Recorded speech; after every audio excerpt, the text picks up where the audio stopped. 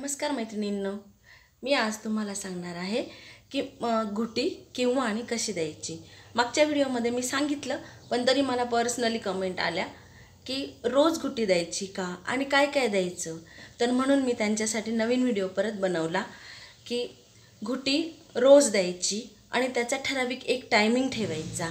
आणि रोज घुटीमध्ये काय द्यायचं तर बदाम, खारीक, अक्रोड हे आणि कोणी कोणी सोनंही देतं।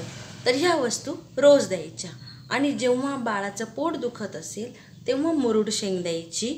आणि जेव्हा बाळ किरकिर करत असेल तेव्हा त्याला जायफळ उघळून 2 थेंब पाजायचं आणि त्याच्या छातीला किंवा कपाळाला लावलं तरी चालतं।